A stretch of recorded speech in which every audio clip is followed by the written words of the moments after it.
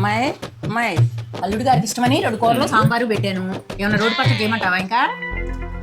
ఏంటమ్మా ఏంటి అలా ఉన్నావు? ఏంటేంటమ్మా, ఏదో సెలవులు కదా అని వచ్చాను. మా అత్తగారింట్లో 10 రోజులు ఉన్నావా? అబ్బో ఆవిడ కూడా కొడుకు అవి ఇష్టం ఇవి ఇష్టం అని అన్ని వండి పెట్టి కొడుకుని బాగా చూసుకుంది. పోనీలే అని అమ్మ ఇంటికి వచ్చాను నేను. ఇక్కడ కూడా నువ్వు అల్లుడు గారు భజన. నాకంటూ ఏమీ లేదు. ఆయన మాత్రం బాగా చూసుకుంటారు అందరూ. అక్కడ మా ఇంట్లో కూడా ఆయనదే రాజ్యం. ఆయన చెప్పిన మాటే అందరూ వినాలంటాడు. నాకంటూ ఒక విలువ గౌరవం ఏమీ లేదు అసలు.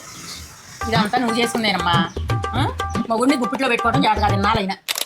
ఏమే బ్రేక్ఫాస్ట్ కి దోశలు అన్నావు కదా, ఓ పంచే దోశలు బాగా నూనెసి క్రిస్పీగా వేసి ఓ 10-15 దోశలు తీసుకొచ్చే సరేనా?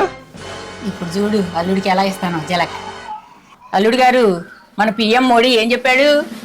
ఏం చెప్పారు పిఎం మోడీ? వంట నూనెల వినియోగం తగ్గించమన్నాడు. నూనెలు ఎక్కువ వేసి కాదు బాబు, అసలు నూనె లేకుండా వేసి తీసుకొస్తుంది అమ్మాయి దోశలు. అలాగా, ఒక్క నిమిషమే. శివ, మా వైఫ్ కి ఆ రోజు నెక్లెస్ ఒకటి ఆర్డర్ పెట్టా కదా, అది క్యాన్సిల్ చేసే.